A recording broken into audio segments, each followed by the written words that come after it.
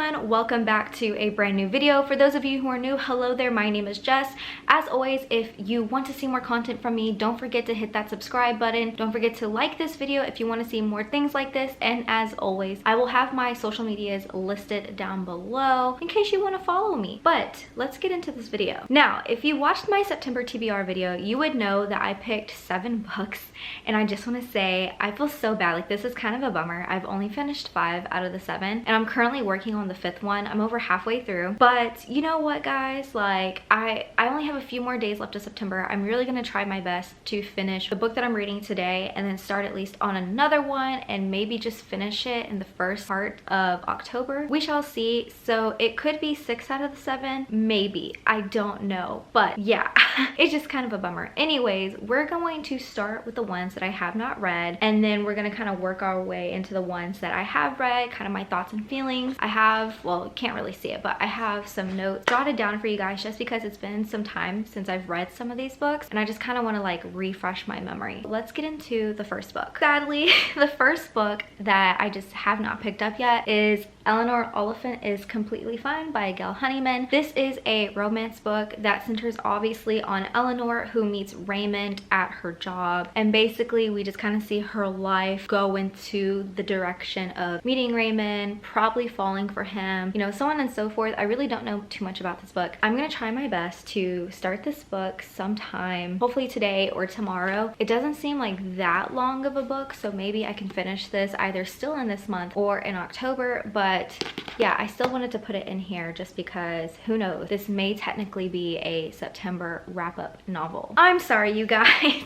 So the other one that I haven't even gotten close to reading is Get a Life, Chloe Brown by Talia Hibbert. I know, guys, this has been on a TBR before. I didn't complete it for September because I do want to do the Eleanor Oliphant one first before I get to this one, and I feel like I've just let myself down so many times with this book. Like, it's not like I don't want to read it, I really do, but there's so many others on my TBR list that I wanted to tackle first before getting into this, and I truly thought I was going to read this month, but I guess not. I'm honestly thinking of still keeping this on my TBR for October. I still haven't made that decision completely, but it is high up there on the list to be included. That way I do finish it and I get a sense of completion for this, because to be quite honest, I'm tired of seeing this on my TBR shelf. Now, for those of you who don't know, my bookcase, my only bookcase that I have, is only filled with books that I haven't read before. So anytime I finish a book, I actually hide them in like another spot, like basically storage. That way I can see everything that I have and I don't really have to sort through, okay, what did I read, what have I not read.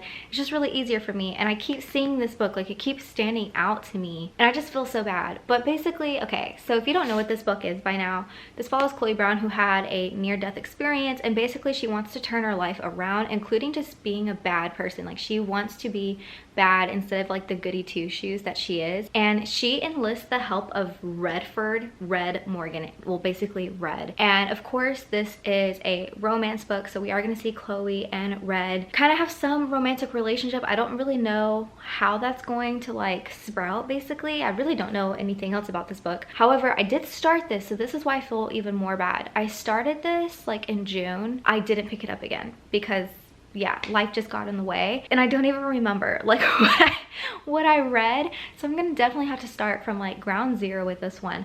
But yes, you guys, this is a contender for October TBR. I'm just throwing it out there because I do have something special planned for October TBR, and I don't know, I feel like this one just might have to go on that list. I'm gonna think some more and I'll let you guys know definitely in the next video. But yeah, this was Get a Life, Chloe Brown. The next book I'm going to be talking about is Mexican Gothic by Sylvia Moreno Garcia.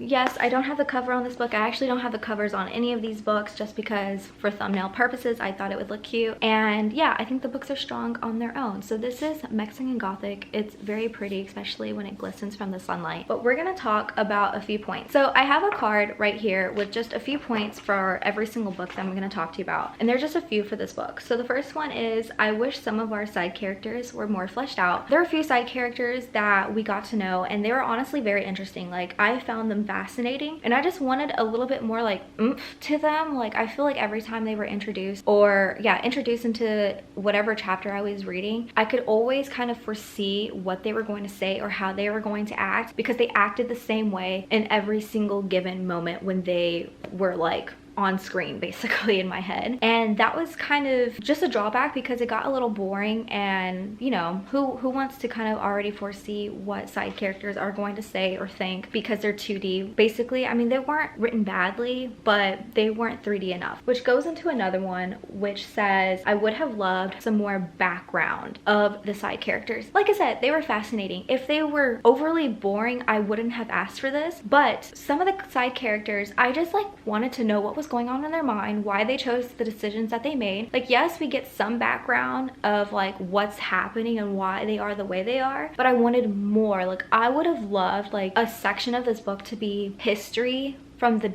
different side characters' POV. I don't know how that would have been incorporated, but I would have loved it nonetheless. The third one is I thought it was a bit creepy at times, but overall, for the most part, this book wasn't as scary as I thought it was going to be, just because of how people were portraying it. People were saying that this was like super scary, that you would have nightmares after reading this book, you couldn't go to sleep. And so I went in thinking like that, and I'm actually not sad about this, because although I like being scared, like I don't want to be too scared. And this book actually gave me a good balance of, you know, okay, here's everyday life, main POV, just like going through the motions, and then there were times that were like so creepy. Like I can remember one specific scene where our main character was like walking through the mansions at night, or the mansion at night, and the walls were living, breathing organs, and the way she described it was like so gruesome, so gory, and like just like I loved it. I loved every single second of it. I actually read it like multiple times, and there were other scenes that gave me the same reaction that I had to reread because they were just so fascinating. Basically, I think they were well written. And that leads me into the next and last point with this, was I thoroughly enjoyed walking through the main character Naomi's POV. She was a very strong woman, and I love the way that she was written, because you know, she's an aristocrat basically in Mexico, and she goes to the countryside, and you know, she's proper, she's elegant, and the people that she's with, they came from money, but like they have such weird traditions, and they're not necessarily on the same level as her. So like when she's there, they treat her poorly, or they try to manipulate her, they try to trick her and be mean, and she's not having any of it. And that was kind of a breath of fresh air, especially in these type of novels, because typically we have a main character who is either softer or a little bit weak. There's always something that's like keeping them from being as strong as she was, and I just love it because she was so level-headed. And like yes, there were times that she was scared, because you know, hello, this is like a Gothic horror novel.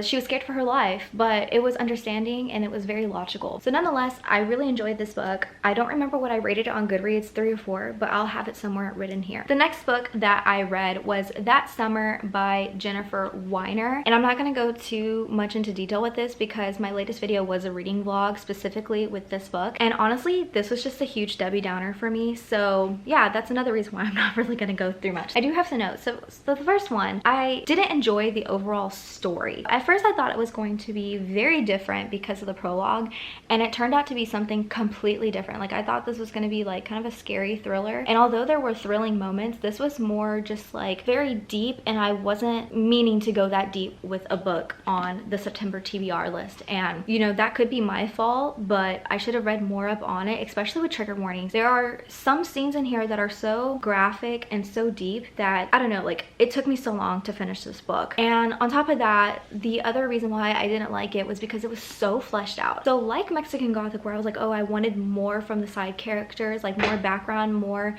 just overall personality, this one I had too much background. Like it got to the point where, so we have Daisy and Diana, they're our main POVs, and like especially with Daisy, because I did like Diana's character, so I think I gave her like an easier pass basically than Daisy. With Daisy, it just got to the point where there was so much background knowledge being explained, like her history and stuff. It was like, okay, I get it, like she's this person because of this in her background. Like there were so many times where I was like, okay, like I get it, like I get that she's this type of person, I get why she's making these like responses from, or these actions basically towards these other people.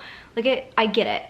And I know, like I feel so like I don't know, I feel so violent towards this book, or more aggressive, sorry, the word's not violent. And that's just because it was like, it was just so much detail, too much deepness with this book that I just didn't want. Yeah, if you're wanting more info on this, please go watch my reading vlog and I'll definitely give you more of a spiel. Just be aware that that one is filled with spoilers. So if you do want to read this book, then I would suggest read it and then like react to my reading vlog. But yeah, That Summer by Jennifer Weiner. The next book on my September TBR was The Unhoneymooners by Christina Lauren. As you can see, I annotated quite a bit in this book. Unfortunately, I didn't annotate like the last few chapters, but that was because I was going through them so quickly that I honestly I couldn't control myself. I didn't want to annotate anymore. I just wanted to really get through it for good reasons, because obviously it was like really good and I just didn't want to put it down. So I do have a few things about this book that I remember. So the first one was, I did love the sarcastic banter between the two POVs. There were times in here where I found myself chuckling like outwardly instead of inwardly, or like rereading different parts of the book that were so good and spot on. Like it almost sounded or kind of portrayed like real life, especially when you have like two friends, or like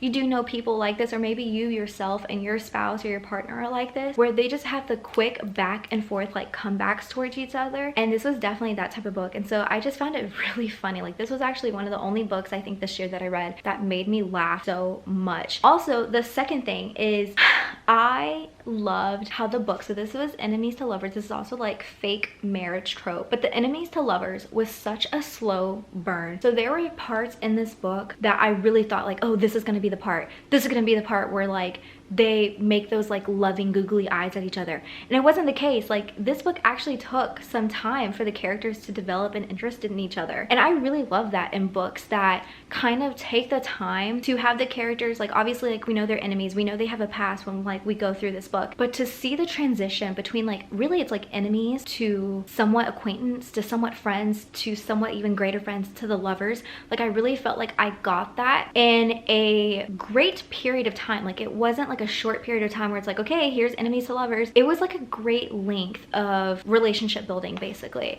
and so I really thoroughly enjoyed that. It actually made the book so much more sweeter to read because you're like rooting them on. Like you're like, okay, when is it gonna happen? Like, oh my god, they're starting to be like to build friendships basically, and like what's after friendships? It's lovers. That was kind of in my head. The next thing, this was the last thing, which I guess this is like the only negative that I had with the book. So I actually did not find the ending very fulfilling. In fact, I thought it was very just like quickly put together. Like it didn't make sense for it to happen with the rest of the book.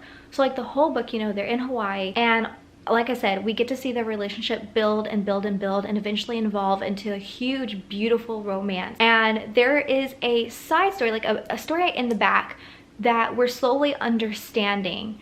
And the way it was pulled to the front and center at the very end of the book, and this was like the conflict basically, I didn't like it. Like it made no sense. Like honestly, I could have done without the very ending of this. Like I wish they would have left it in Hawaii and then kind of like solved that like that backstory while in Hawaii, instead of like having to have a few chapters back at her hometown, just because it kind of threw me out of the romance. It threw me out of like this heavenly like romantic place and kind of like back into reality, which is what like I did not sign up for basically. So that was really the only thing that I didn't like about this book. And I know so many others I think had the same viewpoint as me, where they thought that the ending was just so thrown together. But you know what, I really think besides that, like this book was so just amazing. I really think that you should pick it up, especially if you've never read enemies to lovers and this is like your first time, or maybe this is your first romance book with a slow burn. Definitely recommend it. Up next we have Desperate Measures by Katie Robert.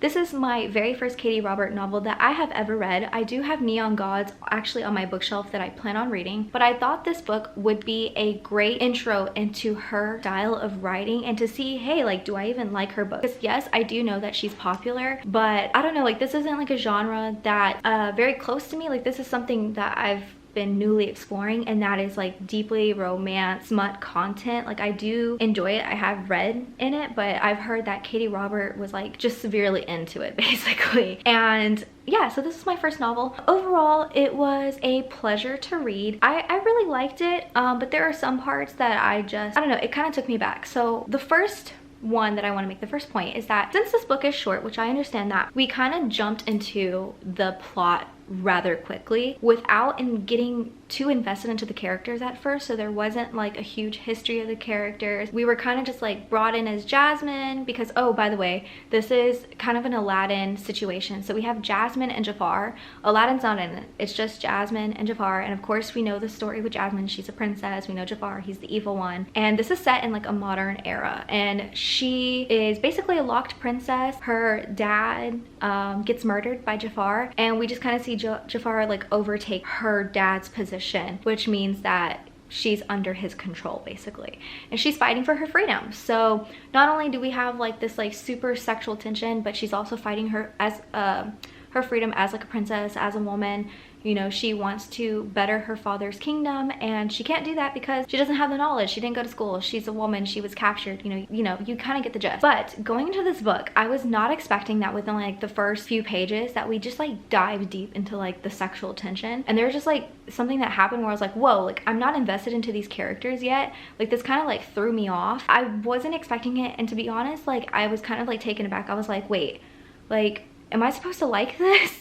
Am I supposed to care that much? Because I don't know, like I don't necessarily have to have slow burn all the time, but I would have loved more interaction or a little bit more history instead of just like jumping into a scene that was like very out there. The second thing that I didn't like about this book, I mean, it's not really the book, it's just I think an opinion of mine. I loved Jafar's perspective, his POV, more so than Jasmine, just because he was like more 3D, like he had more personality, he had the more oomph, and we got to see a little bit of like his enemies to lovers transition more thoroughly, like not even like necessarily a slow burn, but we kind of got to see like the different parts where he like changed his mindset about Jasmine. Whereas Jasmine was very 2D, and I don't know why, because I felt like she could have been a more strong character. Yes, we got to see like, yeah, the enemies to lovers, but I felt like it was a page flip and that was it. Like one minute she was like, I despise him, but I kind of like him, to like full on blown just like wanting him basically and being with him, which yes, excited parts of the book because of course it's like a sexual romance, but I would have thoroughly enjoyed it more if I was more invested into her character. Like she was very kind of bland. Like yes, you know, she was a princess fighting for her freedom, but she also really likes Jafar, and I feel like her like every single mindset was like, I want this, but then I want this. Oh, I want this, but then I want this. And it was like the same thing. So it's like, okay, like, is there anything more to your character? Like, at all? Whereas I love Jafar because there's so much more potential for his character. And to be quite honest, like, I was like, why do you want Jasmine? Like, she doesn't seem like that big, you know, for you. I don't know, that's just my opinion. Not to say that I didn't like Jasmine and I didn't like their relationship, but yeah, Jafar really took this. In fact, Jafar reminded me of Lucifer. If you've ever watched the TV show Lucifer, his character is Jafar. So if you like him, you'll like Jafar's character, because I feel like they are practically the same person, especially with the banter, the good looks, like the smooth lines, like the dominant. That's what I really liked. Maybe that's why I liked Jafar, because I love Lucifer the show. Anyways, I feel like I'm rambling too much about this. I do think that you should pick it up, especially if you're new to Katie Roberts' writing. I'm definitely gonna like read Neon Gods, and I'm actually gonna read more books. So even though, like I said, I feel like I'm kind of dogging on Jasmine a little bit, it's not to say that this book wasn't good. It was. I just wish that this book was actually a little bit bigger.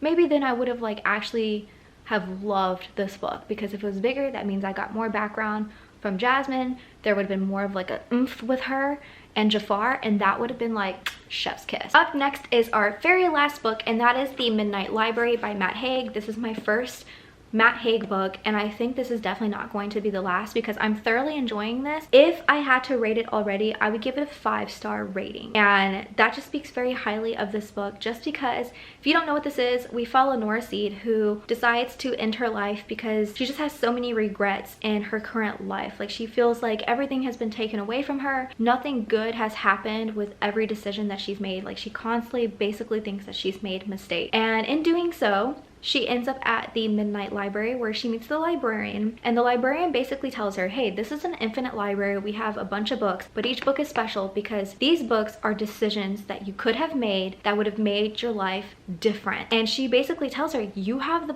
option, like right now, to pick a life that you've always wanted with no regrets and live it. Like, you get this chance, and it's very rare.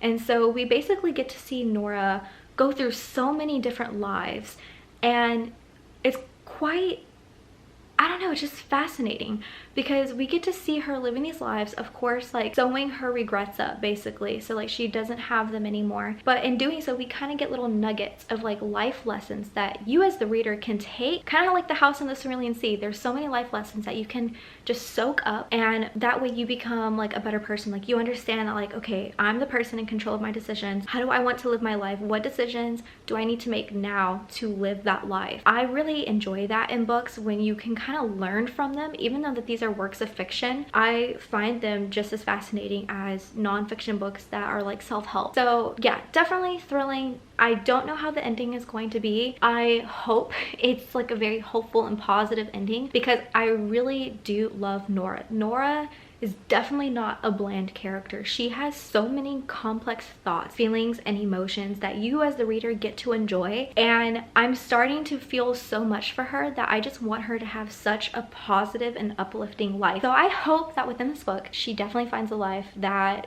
is worth living, and we can kind of already see her perspective changing just a little bit, because in the beginning, you know, she was just in a very dark place, and you can kind of see the light just like cracking it open just like a little bit. Like her little shell is just like cracking ever so slightly, and light is like pouring through, and she's kind of seeing just a different perspective of way of living. So yeah, that is my last book. This concludes today's video, you guys. I really hope you liked my very passionate, sometimes aggressive thoughts, feelings, opinions on the books that I talked about today. To be quite honest, I know I talked probably a little bit fast in some of these clips, but it's been for good reason. I've had some of these thoughts and feelings just boiling up inside me for the past month, and I'm just finally glad that I was able to give them to you and to talk to you about these, because they have just been in my mind for so long. And yeah, I'm just glad that you finally get to hear my opinion. So with all that being said, guys, like I said in the beginning, don't forget to hit that subscribe notification down below. Don't forget to hit that bell. Don't forget to like this video. There are so many things that you can do to really help my channel, and I would greatly appreciate it. As always, feel free to leave me a comment about what you're reading, or if you've read one of these books. And if you want to go further, please feel free to follow me on my social media, links as always listed down below. But with all that being said, you guys, I really hope you're having an amazing day. I hope your head is in a great book right now, and I'll see you guys soon. Bye guys.